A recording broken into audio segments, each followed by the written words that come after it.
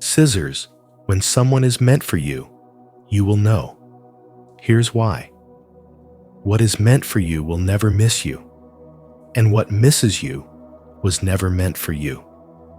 This timeless truth echoes through the teachings of Carl Jung, who believed that deep soul connections are not coincidences, but calling signs from the unconscious, guiding you toward wholeness. In today's video, we explore the spiritual wisdom behind knowing when someone is truly meant for you. These insights can help you recognize divine timing, understand synchronicities, and embrace the people who awaken your soul's journey. Have you ever met someone who felt strangely familiar, like you've known them forever? Share your experience in the comments below. And don't forget to like, subscribe to Spiritual Wisdom, and turn on the notification bell to receive more profound truths for your personal growth and happiness. 1. Soul recognition feels instant and deep. You lock eyes with someone, and there's no need for introductions.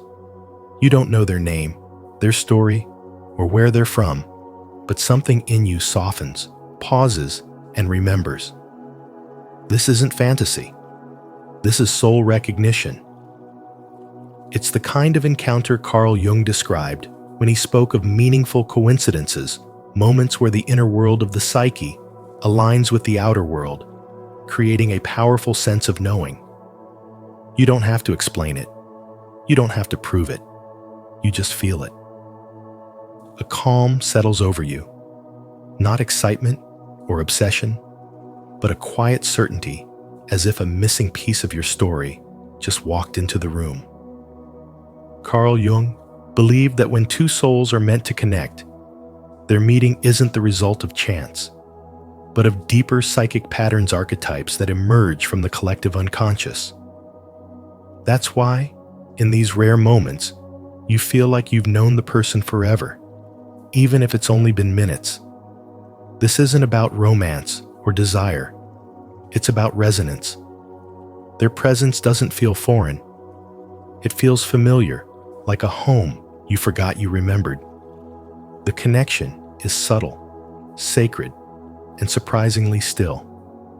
There's no urgency, no need to chase or define, only the feeling of rightness.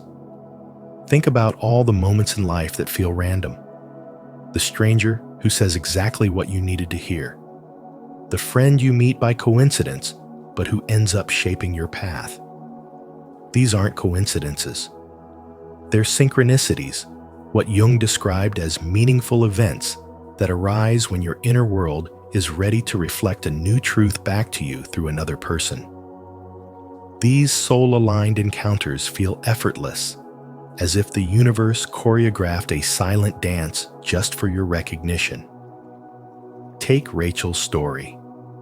She had just ended a long relationship, moved to a new city, and was browsing through books on a rainy afternoon. She wasn't searching for love or healing. She was simply present with herself. That's when she met him, a man reaching for the same poetry book. The conversation flowed like water. She later said, "It felt like my heart recognized his voice before my mind could." That's what happens when you are in alignment with your deeper self-life, places the right people on your path without force or effort. This is why inner work matters. Until you know yourself, until you strip away the masks and noise, you won't recognize what's real. You may find yourself chasing illusions, confusing intensity with depth, or chaos with passion. But when your soul is settled, healed, and whole, you won't crave drama. You'll crave peace. And those meant for you will bring peace, not confusion. You won't have to wonder where you stand. The connection will speak for itself. The universe speaks softly in these moments. There's no need to analyze or overthink. Your soul already knows. It remembers. It recognizes. That's why some people feel instantly important, not because of their words or charm, but because of how they echo something sacred inside you. When someone is meant for you, it won't feel like pressure. It will feel like presence. It will feel like home. That is the wisdom Carl Jung left us with, not to chase love or force timing, but to understand the depth of our own psyche. Because when you are truly in harmony with yourself, you become a magnet for those whose energy is meant to walk beside yours. Have you ever experienced that unexplainable connection, like your soul instantly recognized someone? If so, share your story in the comments so others can feel inspired. If not yet, comment. I'm open to soul recognition. Let's explore this mysterious journey together. 2. Synchronicity reveals meaningful connections. When you meet someone who is meant for you, the connection doesn't come with fireworks or loud declarations. It arrives with a calm certainty, a sense of inner knowing that transcends logic. There's no pressure, no need to chase or convince. Instead, there's ease, like something in the universe just clicked into place. Carl Jung called this experience synchronicity, the meaningful alignment of your inner world with the outer one. What feels like a chance encounter is actually a reflection of your inner state being mirrored back to you by life itself. Jung believed that when your soul is in harmony, life begins to unfold in patterns that feel guided, even magical.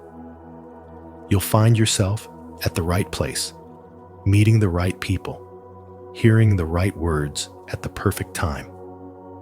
These are not coincidences, they are soul signals. Synchronicity is not about luck, it's about alignment. And when it comes to love, alignment is everything. You'll know someone is meant for you because the relationship won't feel like resistance, it will feel like recognition. There is a quiet power in these connections. They don't demand attention. They don't need drama to prove their depth. They feel like the truth. The kind of truth that doesn't explain itself, it simply is. And that's how you'll know. You'll feel a strange sense of home, not because the person completes you, but because they reflect the parts of you that are already whole. They see your essence, not your ego. They resonate with your energy, not your image. Spiritual wisdom teaches us that you don't find your person by searching frantically outside of yourself. You find them by returning to yourself. The more aligned you are with your own soul, your values, your path, your healing, the more naturally you attract people who meet you in that same energy. Relationships built on alignment don't require force. They unfold with grace. And grace, unlike effort, is effortless. You'll also notice that when someone is truly meant for you, they come into your life during seasons of clarity, not chaos. They appear when you're grounded, not grasping. They mirror your healing, not your wounds. They enter when you're no longer looking to be saved, but instead ready to share the love you've cultivated within. That's the hidden order of the universe. It gives you people not when you want them, but when you're prepared to meet them with presence. What Jung's teachings reveal is that love is not about intensity, but about authenticity. It's not about how much you feel, but how deeply you connect. The bond that is meant for you won't pull you out of yourself. It will bring you further into trust, into peace, into knowing. Synchronicity is the universe's way of confirming that your soul is on the right path, and the people who show up on that path are not strangers. They are sacred reminders that you're never walking it alone. If this message about synchronicity resonated with you, don't forget to like, subscribe, and share your experiences in the comments below. especially if you've ever felt a connection that seemed written by the universe. Let's continue uncovering these meaningful alignments together. 3. The right people reflect your inner growth. They don't arrive to complete you. They arrive to reflect the version of you that is finally emerging. They are not a missing piece, but a mirror. These people often show up not when you're searching, but when you're shifting. Without dramatic signs or forced encounters, they appear quietly, yet powerfully, in alignment with your spiritual awakening. They carry no chaos, no confusion, only a calm resonance that feels like truth. You don't meet them by chance. Even if it feels spontaneous, it is your growth that summons them. When you've begun to heal your wounds, when you've released the need for external validation, when you've stopped chasing love out of loneliness, something changes.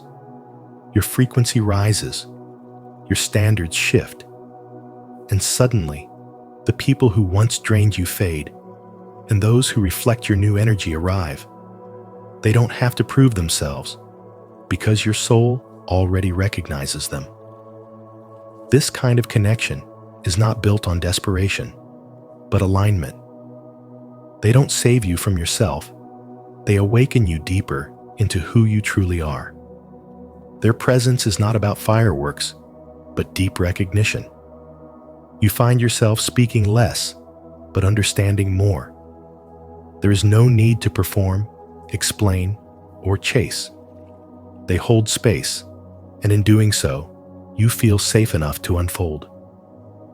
The bond doesn't come from how long you've known them, but from how deeply they see you and how clearly you see yourself through them. These people are sacred mirrors of your becoming. They reflect your courage, your softness, your boundaries, your growth. And even if the relationship doesn't last forever, their impact does. They are not always meant to stay. They're meant to show you how far you've come. You might meet them after a long period of solitude, or after you've let go of something, or someone you once thought you couldn't live without. And that timing isn't random. It's divine.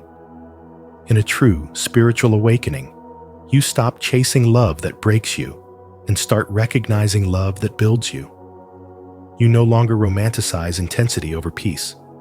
You stop calling emotional chaos passion. You realize that the right person doesn't make your life louder. They make your life clearer. There's no push, no pull, no performance, just presence. They feel like a soft exhale, not a storm. So when someone comes into your life and they feel like a calm yes instead of a loud maybe, pay attention. Don't question the simplicity of it. Don't sabotage it because it doesn't feel like the old pain you've grown used to. The right people reflect your light, not your wounds. They don't distract you from your path. They confirm you're finally on it. And when that happens, you don't have to ask if they're meant for you. You'll know. Comment below, I attract reflections of my growth, if you're ready to welcome the right people into your life. Don't forget to like this video, subscribe to Spiritual Wisdom, and turn on the notification bell so you never miss a moment of your journey. 4. We're drawn to people who mirror our inner archetypes. We are not just attracted to people by chance. We are drawn to those who reflect something hidden within us. Carl Jung's profound insight into the psyche explains this magnetic pull through the archetypes of the anima and animus. The anima represents the feminine energy in a man's unconscious mind, while the animus is the masculine energy within a woman's psyche. These inner energies, often unacknowledged, shape not only who we are, but also who we long for. When someone enters your life and stirs your soul in a way that defies logic, it's often because they awaken these dormant energies within you parts of yourself you haven't yet met. What we call chemistry is sometimes the echo of inner wholeness seeking to emerge. You meet someone who seems to complete you, not because they are your other half, but because they embody something your soul has been trying to integrate.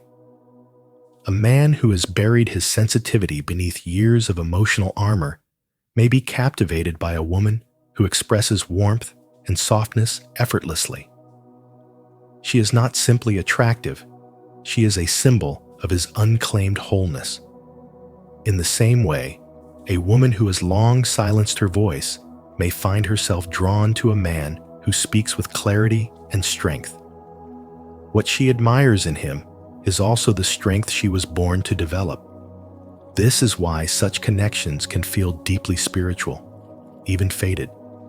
But Jung reminds us that these encounters are not just about romance. They are about self-realization.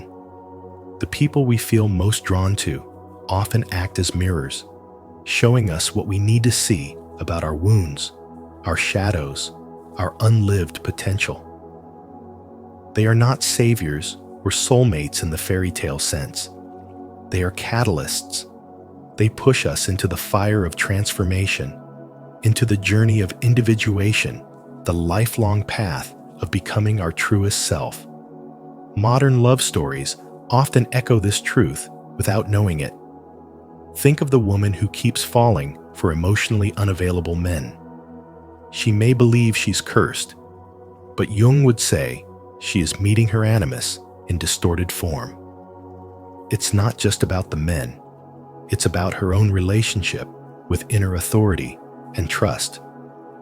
Only when she confronts the belief that she is undeserving of true intimacy will the pattern shift. The moment she claims her own inner strength, she no longer needs to chase it in others. One woman, Claire, learned this firsthand. She was a rule follower, a perfectionist, always avoiding risk. Yet she was endlessly fascinated by bold, reckless men. After a series of heartbreaks, she realized these men weren't her destiny. They were messengers. They carried the wildness she had buried beneath fear. Once she began to embrace her own spontaneity, she stopped seeking it outside herself. Her longing had never been for someone else. It was for a part of herself she had abandoned. Carl Jung teaches that when someone is truly meant for you, it's not about fireworks or fantasy. It's about alignment. You will feel it, not in the chaos of obsession, but in the quiet certainty of inner resonance. It won't be about possession, but reflection. The people who matter most are those who awaken your soul's memory of who you were before the world told you to be someone else. They are not always meant to stay, but they are always meant to reveal.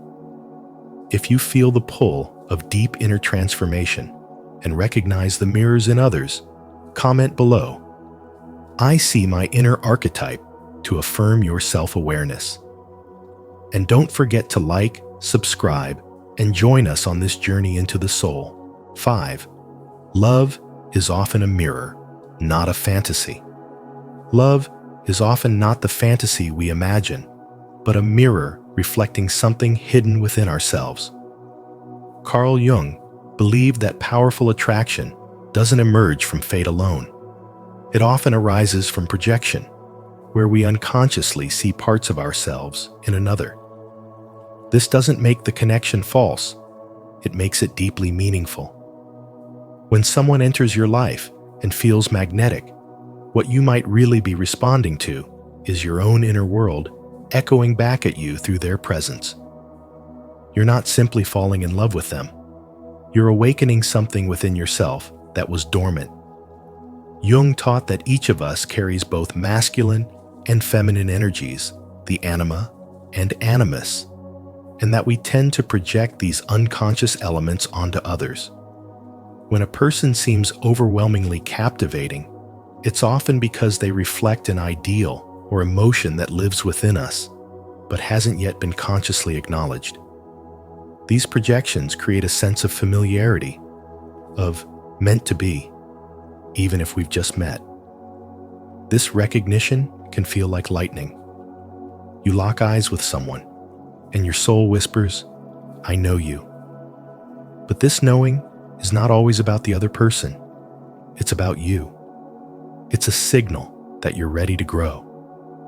That this connection, however fleeting or lasting, holds a lesson. And that's the spiritual wisdom hidden in intense connections. They serve as invitations to confront our shadows, embrace our desires, and reclaim the parts of ourselves we've long forgotten. Imagine someone who has always been emotionally reserved, meeting someone who radiates openness and vulnerability. The attraction is instant and powerful. But what they're drawn to is not just the other person, it's the emotional depth they've denied within themselves. This dynamic is a mirror, reflecting not only what's missing, but what's possible. It challenges them to step into a fuller version of themselves. This is how love becomes an initiation, not just a destination. And because these soul-stirring encounters awaken such depth, they often come with intensity and discomfort. They might not last forever, and that's okay. Some people are not meant to stay. They're meant to catalyze. They shake your foundation, reveal your patterns, test your boundaries, and ultimately lead you closer to your authentic self. In this way, relationships become spiritual classrooms. The heartbreak, the longing, the highs and lows, they all serve a higher purpose. This is why love that is meant for you is not always smooth, and certainly not always permanent. What's meant for you will help you become more of who you truly are. It will not ask you to shrink. It will not require you to betray yourself. It will reflect your truth, even if that truth is difficult to face. And when you stop chasing fantasy and start embracing the mirror, you'll find a different kind of peace, one rooted in self-awareness, not attachment. Not all love stories are about happy endings. Some are about sacred beginnings. Because real love doesn't just connect two people, it reconnects you to yourself. And that is the most profound form of spiritual wisdom.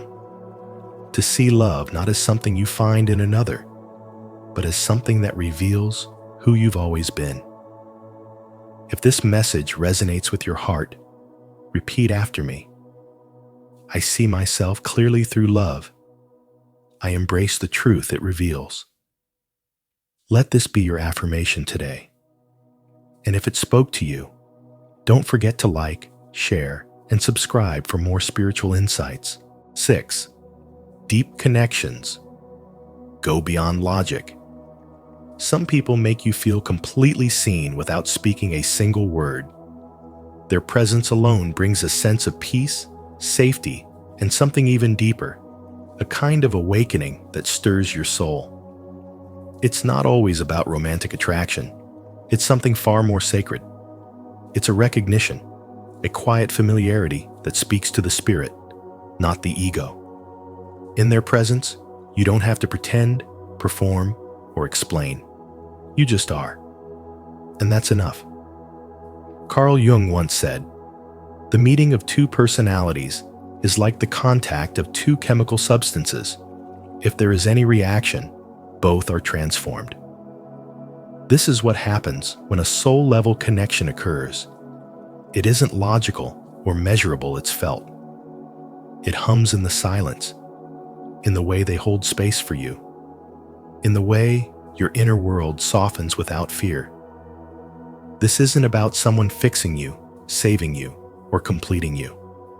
It's about someone awakening you, someone who makes you remember the parts of yourself you've long silenced, buried, or forgotten.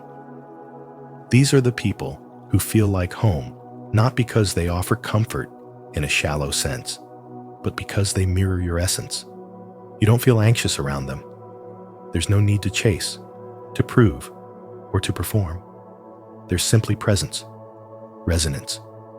A calm knowing that doesn't require explanation. You feel grounded, yet elevated, softened, yet more alive.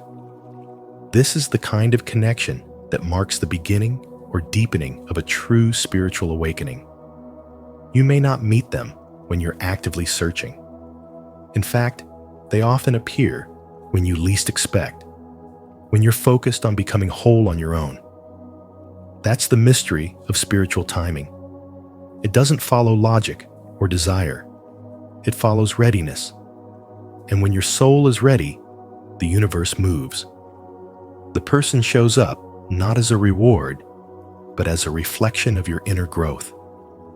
Their presence confirms how far you've come and how much more of yourself you're ready to become. Sometimes there are no grand signs or fireworks, only a stillness, a quiet moment where everything makes sense, not through words or plans, but through energy. That stillness is the voice of your soul recognizing itself in another. It's not infatuation, it's remembrance. And that remembrance is more profound than anything loud or fleeting. It's sacred, subtle, and steady. When someone is meant for you, you won't need to force the connection. It won't feel like a chase, a battle, or a performance.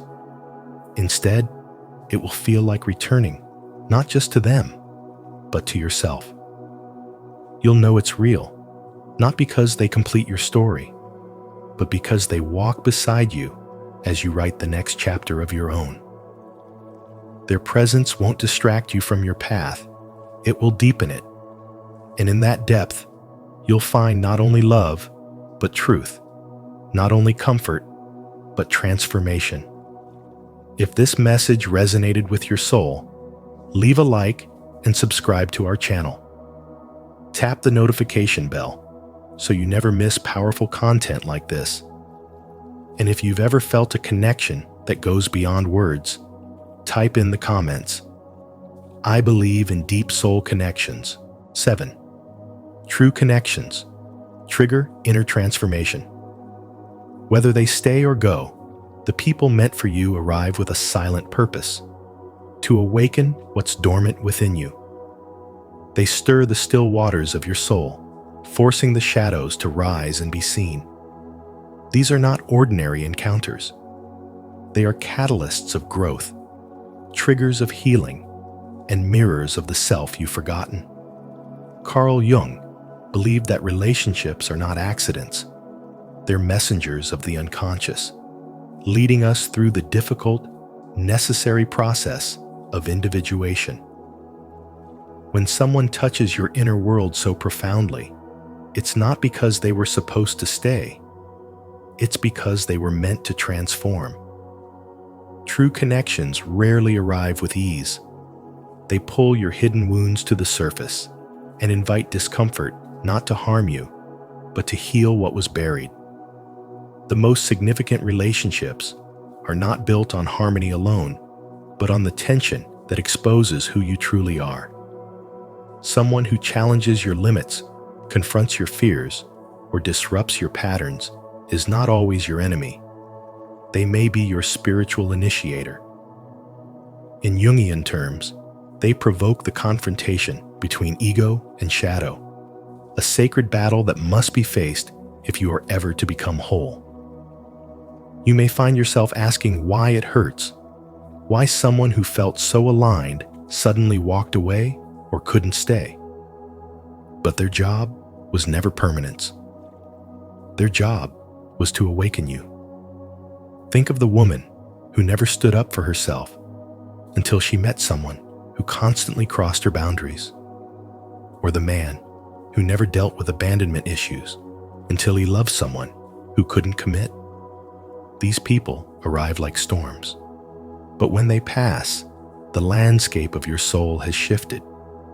You are more conscious, more aware, and more yourself than you've ever been. Carl Jung once said that the meeting of two people is like the collision of two chemical substances. If there is a reaction, both are transformed.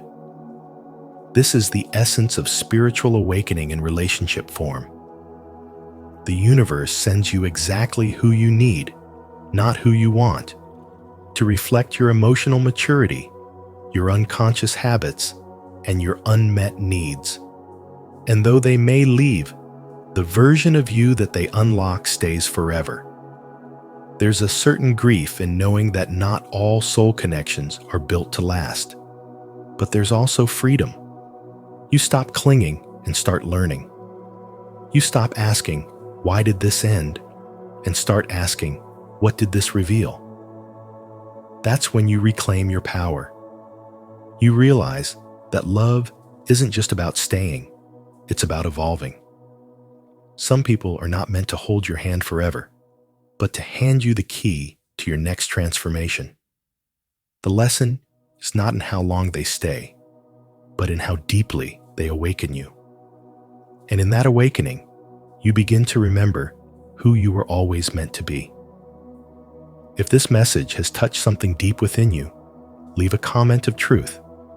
I welcome every connection that awakens my soul and helps me grow.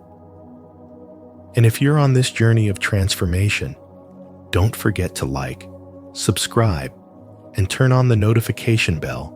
Your evolution matters. Thank you for joining us today on Spiritual Wisdom.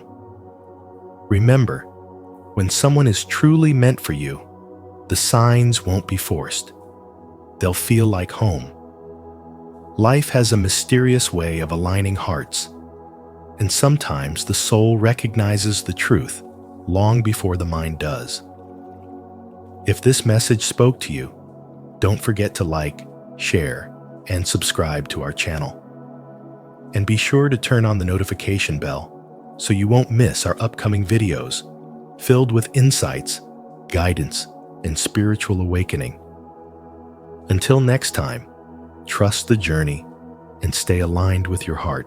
Carl Jung reveals the real reason you struggle with self-sabotage. Until you make the unconscious conscious, it will direct your life and you will call it fate. Carl Jung's timeless words strike at the heart of self-sabotage. Have you ever found yourself repeating the same mistakes, even when you know better? You're not alone, and the reason may lie deep within your unconscious mind. In this video, we'll uncover the real cause of self-sabotage through the lens of Jungian psychology and spiritual wisdom. What patterns are secretly shaping your life, and how can you break free from them to unlock your highest potential? Comment below with your thoughts or experiences on self-sabotage, and let's grow together. Welcome to Spiritual Wisdom. 1. What is self-sabotage and why we do it?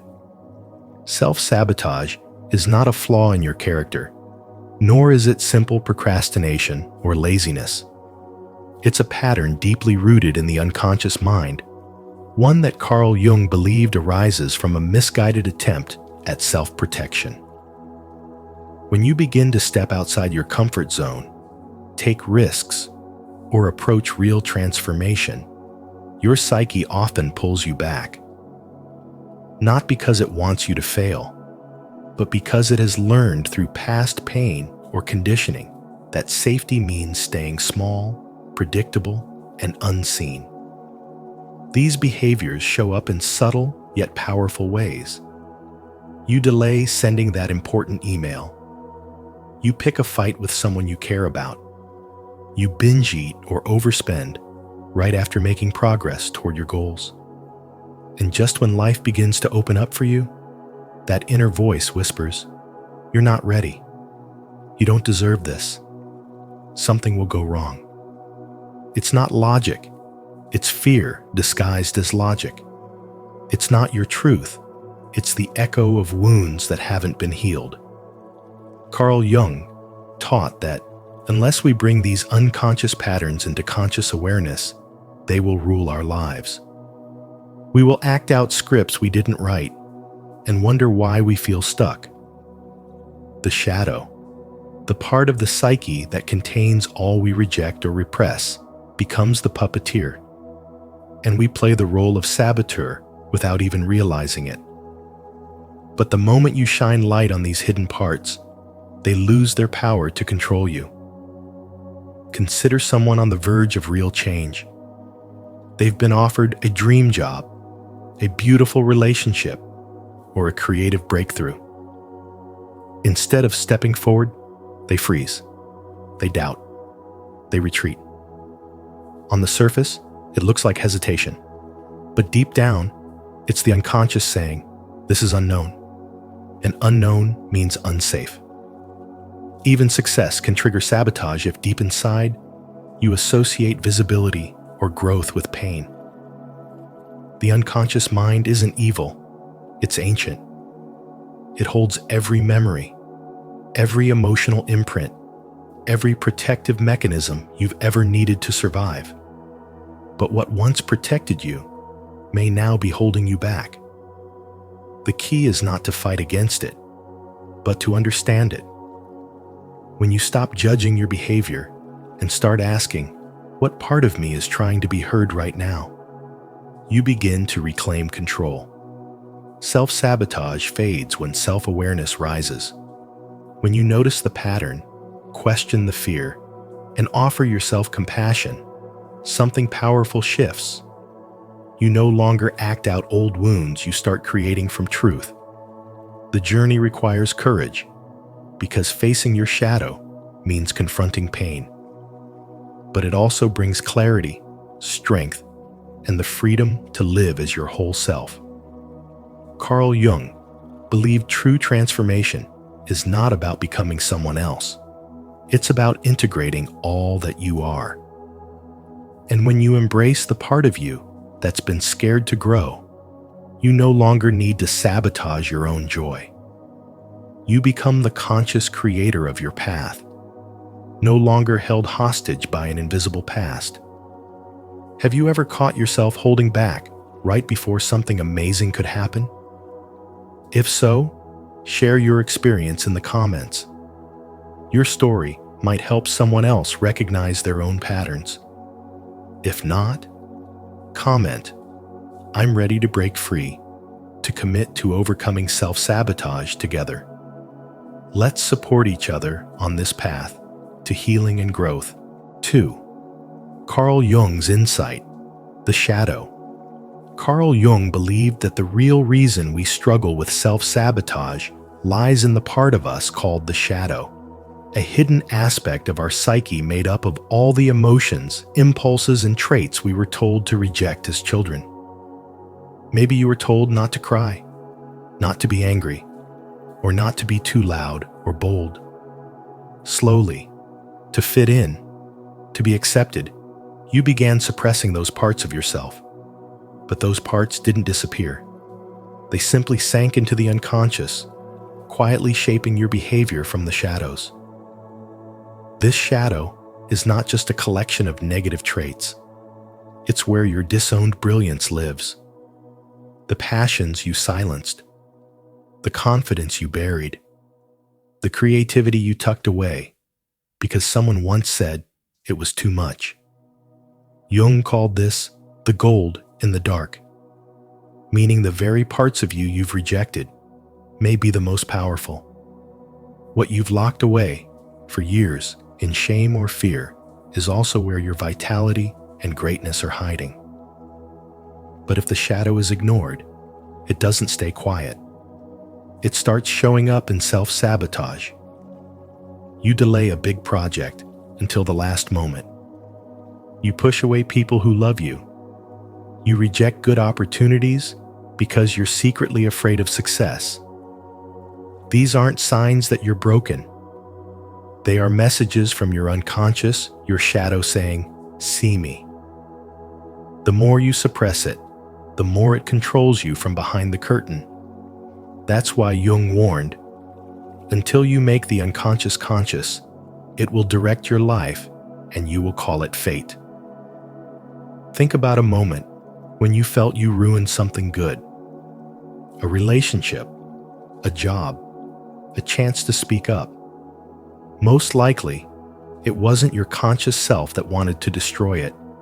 It was a hidden belief that said, "You don't deserve this," or "You'll be abandoned if you succeed." These beliefs were born in your earliest years and became part of your inner script. The shadow doesn't destroy because it's evil. It disrupts because it's been exiled for too long. It's trying to come home. Healing doesn't mean deleting your shadow. It means sitting with it, listening, and welcoming it back into the light. The parts of you you've spent years avoiding, your anger, your fear, your shame, become less frightening when you look at them directly.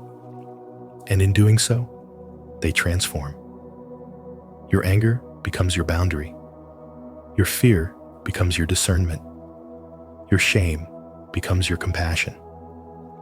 That is spiritual wisdom in action, not running from the dark, but learning how to dance with it. Jung taught that real transformation comes not by pretending to be perfect, but by becoming whole. That means embracing both your light and your dark, your known self and your forgotten self. When you integrate the shadow, you stop fighting against yourself. You begin to move with clarity, power, and purpose, no longer ruled by hidden fears, but guided by deep self-awareness. The shadow loses its grip, not when you destroy it, but when you listen to it. And in listening, you reclaim your truth. Are you ready to face your shadow and reclaim your hidden power? If so, comment below. I embrace my shadow, to show your commitment to healing and self-discovery. 3. Early childhood conditioning and complexes. From early childhood, we are taught, often indirectly, which parts of ourselves are welcome and which are not. You may have been praised for being obedient, quiet, or helpful, and in turn, you learn to suppress anything that didn't earn approval. Anger, fear, sadness, even curiosity. Over time, these rejected parts don't disappear. They become buried in the unconscious, forming emotional clusters known as complexes. Carl Jung described complexes as the hidden patterns that run your life when you're not aware of them. They show up as the inner critic that whispers you're never good enough, or the fear of abandonment that keeps you clinging to the wrong people. They are not logical, and they don't care about your adult reasoning. They are emotional echoes from childhood, seeking resolution. This is why so many of us find ourselves stuck in painful cycles, repeating the same types of relationships, the same sabotaging behaviors, or the same failures just as we're on the edge of success.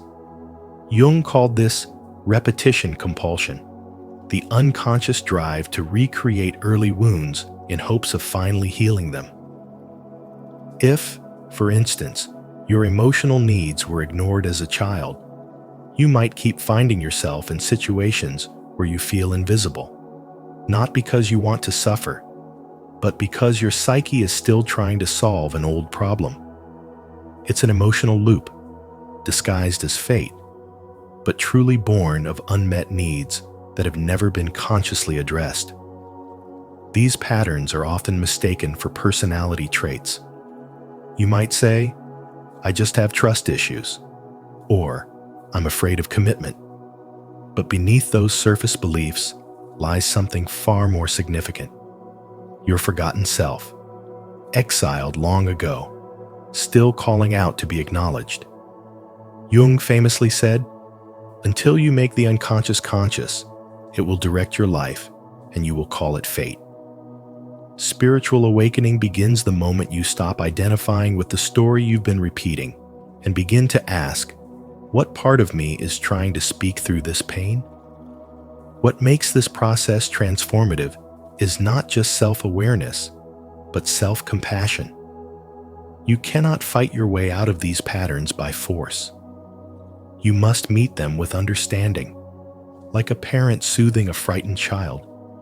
The fear, the jealousy, the shame, they are not enemies. They are messengers. And when you listen, truly listen, the patterns begin to soften. The grip loosens. You remember that you are more than your conditioning. You are not broken. You are incomplete, waiting to be made whole through the very wounds you've been taught to hide. Spiritual awakening, then, is not a moment of escape. It is a return to what has always been yours. Your right to feel fully, to live authentically, to act not from survival, but from sovereignty. The healing does not lie in avoiding the shadow, but in integrating it. And in doing so, self-sabotage becomes self-understanding, and pain becomes the path to freedom. If this message spoke to you, leave a like and subscribe to our channel. Don't forget to turn on the notification bell so you never miss content that helps you heal, grow, and thrive. Type in the comments, "I am healing my inner child," to affirm your journey toward emotional freedom and self-love. 4. The paradox of sabotage. It's a protective mechanism. Self-sabotage is not simply a personal flaw or weakness. It's often your psyche's quiet way of protecting you from something deeper. According to Carl Jung, many of the behaviors you label as self-defeating are actually subconscious attempts to maintain inner balance. This process is rooted in what Jung called enantiodromia, the tendency of the psyche to swing in the opposite direction when one extreme is overemphasized. When you overwork, overachieve, or suppress certain emotions, your unconscious reacts by pulling you back, not to harm you, but to protect your sense of wholeness. This reaction can take many forms: burnout, procrastination, emotional outbursts, or even physical illness. It's not sabotage in the way we usually understand it. It's more like your soul sounding the alarm. You may think you're breaking down, when in truth, you're being asked to slow down. You may interpret failure as weakness, when it might actually be an act of inner survival. Your unconscious is trying to bring balance where your conscious mind is chasing extremes. Take the example of a high-achieving entrepreneur who pushes themselves endlessly, feeding their identity on productivity. Their schedule is packed, their phone never silent, and their to-do list never ends. Eventually, they begin missing meetings, losing focus, or making avoidable mistakes. They beat themselves up for not being stronger. But what if those mistakes are actually messages? What if their psyche is creating friction to slow them down, to make them reconsider their priorities, or to restore a neglected emotional life? This is where Carl Jung's insights become essential. He didn't see the unconscious as a dumping ground for unwanted impulses. He saw it as a source of profound wisdom. When the ego is inflated or disconnected from the soul, the unconscious activates compensatory forces. That's why Jung said, the unconscious wants to flow into consciousness and be integrated. The very behaviors you consider destructive may be signs of that deeper movement. A modern example can be seen in someone who, after years of climbing the corporate ladder, starts feeling inexplicably lost or irritable. They begin turning down promotions, withdrawing from colleagues, or doubting their own abilities. From the outside, it may look like they're sabotaging their success, but inside, their true self is pushing against a life that no longer fits. They're not breaking, they're awakening. Their soul is rejecting a life that lacks authenticity. Self-sabotage, in this case, becomes a gateway to spiritual awakening. You must begin to ask, what part of me is tired of pretending? What truth have I buried under ambition or fear? What emotional wound have I ignored for too long? Self-sabotage often emerges when your inner and outer lives are no longer aligned. It's the signal flare of a soul in conflict. By observing it with compassion instead of shame, you allow deeper truths to surface. Carl Jung's teachings remind us that the psyche always seeks integration. When you suppress your needs, neglect your emotions, or chase goals that don't align with your inner truth, your unconscious resists not to punish you, but to pull you back into wholeness. That resistance may look like sabotage, but in reality, it's a sacred form of self-correction. By turning toward it and listening closely, you may uncover the very wisdom you've been searching for. If you're ready to embrace the deeper wisdom behind your patterns, comment below. I honor the balance within. And don't forget to like, subscribe, and turn on the notification bell so you won't miss more powerful insights like this. 5. Shadow work and individuation. Jung believed that the key to becoming a whole and authentic self lies not in perfection, but in integration. The parts of us we try to hide, our anger, our shame, our fears, don't disappear. They form what he called the shadow, a hidden realm of the unconscious where all our repressed emotions and denied traits live. Most people spend their lives trying to outrun their shadow, wearing masks to appear strong, good, or acceptable. But in doing so, they create internal division. The more we deny the shadow, the more power it gains. It shows up in self-sabotage, broken relationships, repeated patterns, and quiet suffering.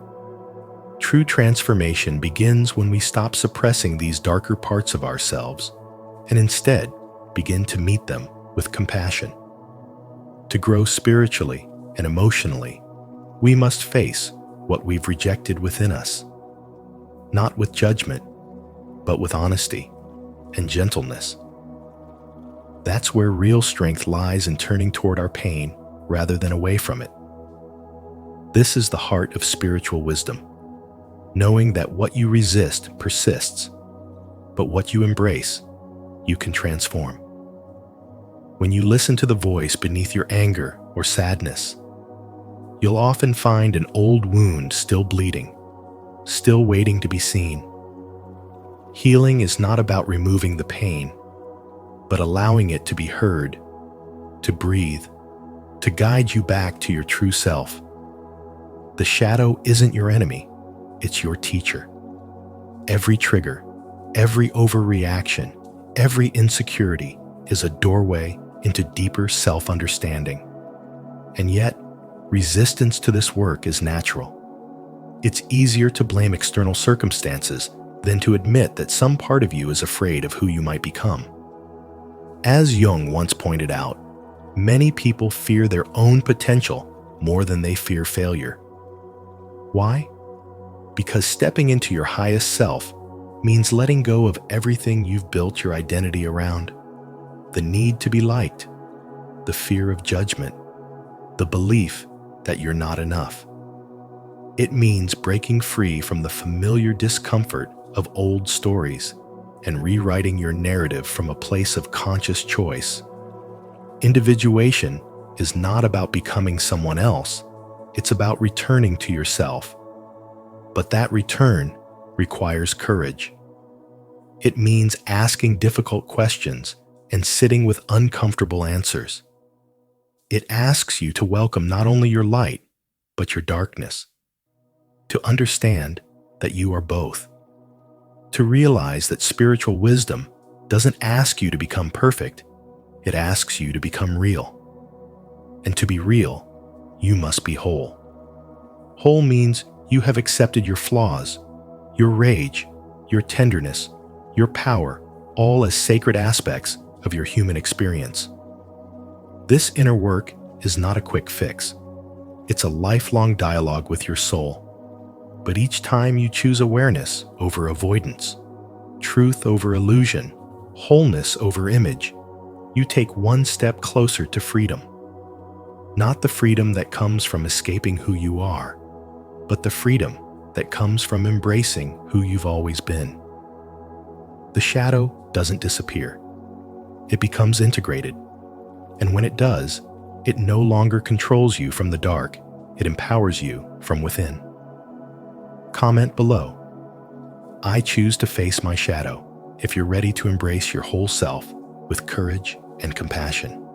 Let this be your first step toward true inner transformation and individuation. 6. Tools for shadow integration. Recurring dreams are not just random flickers of the mind.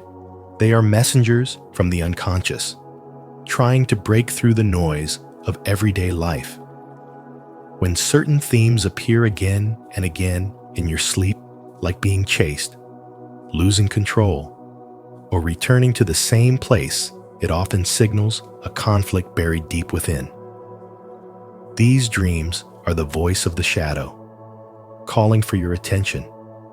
Keeping a journal beside your bed and writing down the emotions, symbols, and patterns that emerge can help you trace the roots of unresolved feelings or inner divides. Each dream is a riddle, one that reveals the parts of yourself you've long avoided. But some truths can't be unraveled with logic alone. That's where active imagination becomes essential. This is a process of inner dialogue, a conscious encounter with the unconscious. Close your eyes, breathe deeply, and visualize the part of you that feels angry, afraid, or ashamed. Ask it what it wants. Ask it what it's afraid of. Let it speak. This isn't about inventing answers. It's about surrendering to the unknown inside you. The shadow is often desperate to be heard, and when you give it a voice, it starts to lose its power to sabotage you from behind the scenes. Expression, not suppression, is the path forward. That's why creative expression is such a powerful tool in shadow integration. When you write freely, paint spontaneously, or let your body move without control, something ancient wakes up inside you. You may find tears you didn't know were waiting, or stories from childhood rising like waves. This process is not about perfection. It's about honesty. Art bypasses the ego and speaks for the soul. And in that space, the shadow doesn't feel judged. It feels accepted. Carl Jung once said, "Art is a kind of innate drive that seizes a human being and makes him its instrument." When you create without filtering, you become a vessel for healing. To integrate the shadow fully, you must also develop a fierce commitment to self-reflection. Notice your emotional triggers. What makes you irrationally angry or uncomfortable? Who makes you feel envious, small, or deeply annoyed? These reactions are mirrors. Often, what we most reject in others is what we refuse to face within ourselves. The qualities you judge, neediness, arrogance, selfishness, are usually unacknowledged parts of your own psyche seeking reintegration. Every judgment is a doorway. Every irritation is an invitation. When you trace these emotional responses back to their source, you discover the blueprint of your shadow. This inner work is not easy, but it is the birthplace of spiritual awakening. When you begin to recognize the silent forces that have shaped your life, your patterns, your wounds, your fears, you stop reacting unconsciously. You reclaim your power. You stop being ruled by inner saboteurs and start living from a place of clarity and wholeness. Integration isn't about erasing your darkness. It's about making peace with it. Because only when the light meets the shadow can you truly awaken. If this message has resonated with your journey of self-discovery, comment below. I welcome my shadow with compassion and courage. Your healing begins the moment you stop running from yourself. Let's walk this path of inner integration together. 7. Psychological maturity is integration, not perfection. Psychological maturity isn't about striving for perfection. It's about embracing integration. To grow, you don't need to erase your flaws or pretend they don't exist. Real growth comes from being able to hold both your strength and your vulnerability, your confidence and your uncertainty, your light and your shadow. Carl Jung taught that the path to becoming a whole person, what he called individuation, requires you to face and integrate the parts of yourself you've been taught to hide or suppress. These aren't weaknesses to overcome, but keys to your inner truth. In a world obsessed with performance, self-optimization, and external success, it's easy to fall into the trap of appearing perfect while internally falling apart. Maya, a successful young woman, is a modern example. She had everything: a well-paying job, polished appearance, and a thriving online presence. But behind the scenes, she sabotaged her relationships, avoided intimacy, and felt chronically empty. It wasn't until she explored the parts of herself she had buried old wounds, unprocessed anger, and deep fears that she realized the cause of her pain. Like many of us, she wasn't broken. She was just divided. Carl Jung famously said, "Until you make the unconscious conscious, it will direct your life, and you will call it fate." The unconscious isn't just some distant realm. It's alive in your reactions, your triggers, your patterns, and especially your self-sabotage. The shadow, those unwanted emotions and traits you try to push away, gains more power the more you avoid it. But when you stop running and finally turn toward it, something powerful happens. It loses its grip. You begin to reclaim your energy and your clarity. Every hero must walk into the darkness before they rise. The shadow is not an obstacle to your path. It is the path. And just like in every myth or movie, the true transformation comes not from conquering the monster, but from recognizing that the monster was a part of you all along. Growth, then, is not about constant positivity or spiritual bypassing. It's about truth. It's about facing the discomfort and staying with it long enough for it to teach you something real. Integration is not a finish line. It's a practice. It means catching yourself when you're projecting your wounds onto others. It means staying curious about your own reactions instead of immediately judging them. It means forgiving yourself for not being perfect and choosing to show up with honesty instead. As you do this, the different parts of you, your fear, your ambition, your tenderness, your rage, begin to move from conflict into conversation. That's where true power begins. Carl Jung's spiritual wisdom shows us that we don't need to become someone else. We need to return to ourselves fully and unapologetically. The pieces we once called broken are actually sacred. And the maturity we long for isn't about being flawless. It's about being whole. To affirm your commitment to true growth, not perfection, declare it today. Comment below. I choose integration to honor your path toward authenticity and inspire others to embrace their whole selves, shadow and all. Remember, self-sabotage isn't just a flaw in your willpower.